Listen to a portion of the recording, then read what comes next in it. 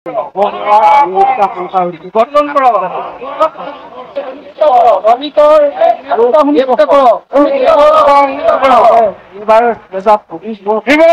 কাৰ্যসূচী আছে ই ৰিক্সা সন্থাৰ তৰফৰ পৰা।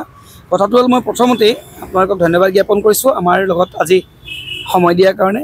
মই নমস্কাৰ দিছোঁ আৰু অসমীয়া নৱবৰ্ষ আৰু আন্তৰ্জাতিক যি মে' দিৱস মানে শ্ৰমিক দিৱসৰ কাৰণে মই সকলোকে অসমবাসী সকলোকে মই শুভেচ্ছা জ্ঞাপন কৰিছোঁ। আমাৰ সতীৰ্থসকলক মই ধন্যবাদ দিছোঁ আজি আহিছে। কথাটো হ'ল কি, এই আন্তৰ্জাতিক মে' দিৱস সকলো শ্ৰমিকৰ কাৰণে প্ৰয়োজন আৰু 1890 চনৰ আজিৰ দিনটোতেই এটা ডাঙৰ ঘটনা হৈছিলে। এই ঘটনাটোৰ পৰিপ্ৰেক্ষিতত শ্ৰমিক দিৱস পালন কৰি আহিছে অসমৰ ভাৰতৰ লগতে বিশ্বৰ বিভিন্ন শ্ৰমিকসকলে। আৰু শ্ৰমিকসকলৰ যি ন্যায্য দাবী, এই দাবী পূৰণ কৰিব লাগে চৰকাৰখনে, সুনিশ্চিত কৰিব লাগে, নিৰাপত্তা সুনিশ্চিত কৰিব লাগে।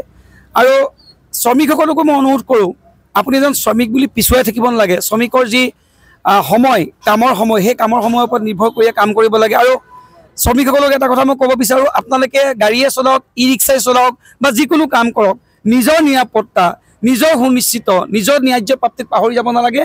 আৰু প্ৰত্যেকে মই ভাবোঁ জীৱন বীমাৰ কাৰণে, নিজৰ জীৱনৰ কাৰণে এটা ইঞ্চুৰেঞ্চ কৰি থোৱাটো খুব প্ৰয়োজন। আমি শ্ৰমিক যদিও আমাৰ নিৰাপত্তাক সেইটো তেতিয়াই নিৰাপত্তা আহিব যেতিয়া আমি ইঞ্চুৰেঞ্চ কৰি থ'ম যিকোনো ক্ষেত্ৰত। আৰু আজি বিশ্ব আন্তৰ্জাতিক শ্ৰমিক দিৱস সমগ্ৰ ভাৰতৰ লগতে সমগ্ৰ অসমৰ লগতে দিনজোৰা কাৰ্যসূচীৰে শিৱসাগৰত শ্ৰমিক ইউনিয়ন, যি মজদুৰ কংগ্ৰেছ মজদুৰ ইউনিয়ন আছে, তেওঁলোকৰ নেতৃত্বত শিৱসাগৰত আজি দিনজোৰা কাৰ্যসূচীৰে বিশেষকৈ নাজিৰাত মই যিমানটো গম পাওঁ আমাক নিমন্ত্ৰণো তেখেতসকলে দিছে। আমি তেখেতলোকৰ নিমন্ত্ৰণ ৰক্ষা কৰিম। আমাৰ সংগঠনৰ নাম হ'ল শিৱসাগৰ নগৰসভা ই ৰিক্সা সংগঠন সন্থা। আমি শ্ৰমিক দিৱস আজি পালন কৰিছোঁ, যিহেতু আমি শ্ৰম কৰি খাওঁ, শ্ৰমজীৱী শ্ৰমৰ ওপৰত আমি হেৰি কৰোঁ।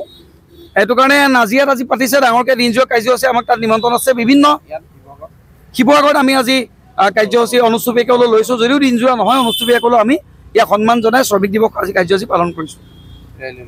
হয় হয়, ৰেলী লৈছোঁ নগৰৰ মাজমজিয়াত KPM চাৰিআলিৰ পৰা আমি 80 ৰোড হৈ দলমুখ চাৰিআলিতে আমি সমাপ্ত কৰিম বুলি আমি ভাবিছোঁ।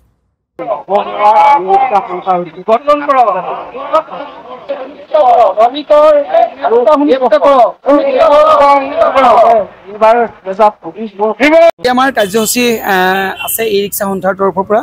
কথাটো হ'ল মই প্ৰথমতেই আপোনালোকক ধন্যবাদ জ্ঞাপন কৰিছোঁ আমাৰ লগত আজি সময় দিয়াৰ কাৰণে।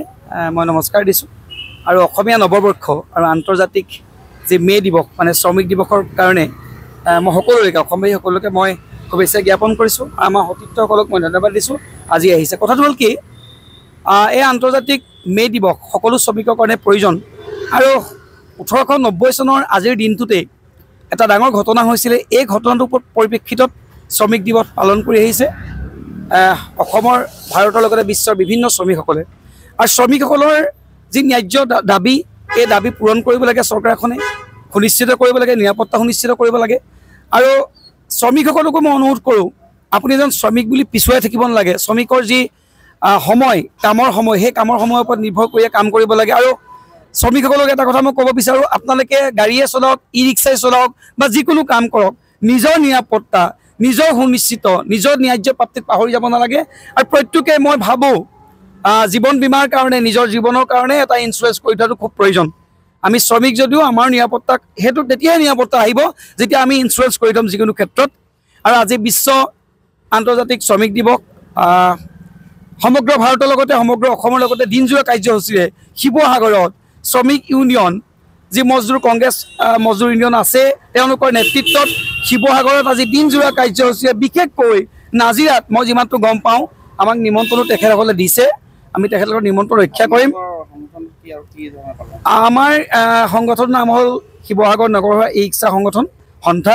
আমি শ্ৰমিক দিৱস আজি পালন কৰিছোঁ, যিহেতু আমি শ্ৰম কৰি খাওঁ, শ্ৰমজীৱী শ্ৰমৰ ওপৰত আমি হেৰি কৰোঁ। সেইটো কাৰণে নাজিৰাত আজি পাতিছে ডাঙৰকৈ দিনজোৰা কাৰ্যসূচী, আমাক তাত নিমন্ত্ৰণ আছে। বিভিন্ন শিৱসাগৰত আমি আজি কাৰ্যসূচী অনুষ্ঠুপীয়াকৈ লৈছোঁ, যদিও দিনজোৰা নহয়, অনুষ্ঠুপীয়াকৈ আমি ইয়াক সন্মান জনাই শ্ৰমিক দিৱস আজি কাৰ্যসূচী পালন কৰিছোঁ। হয় হয়, ৰেলী লৈছোঁ নগৰৰ মাজমজিয়াত KPM চাৰিআলিৰ পৰা আমি 80 ৰোড হৈ দলমুখ চাৰিআলিতে আমি সমাপ্ত কৰিম বুলি আমি ভাবিছোঁ।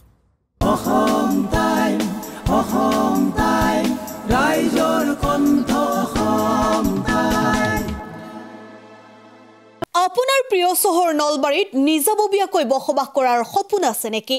চহৰৰ মাজমজিয়াত মাটি কিনি ঘৰ সাজি লোৱাৰ সমস্যাই দেখা দিছে নেকি? সেই সমস্যা এতিয়া আৰু নাই। চহৰৰ মাজমজিয়াত মাটি নিকিনাকৈ নিজে ঘৰ নসজোৱাকৈ এটা বিলাসী ঘৰৰ গৰাকী হ'ব পাৰিব আপুনি। নলবাৰীত প্ৰথমবাৰৰ বাবে সেই সুবিধা আহিছে। নলবাৰীত প্ৰথমটো ৰেৰাৰ দ্বাৰা অনুমোদিত আটকধুনীয়া এপাৰ্টমেণ্ট এতিয়া চহৰৰ গোপাল বজাৰত নিৰ্মাণ হৈ উঠিছে। আটকধুনীয়া আহল বহল এপাৰ্টমেণ্ট তীৰ্থদ্বীপ এনক্লেভ।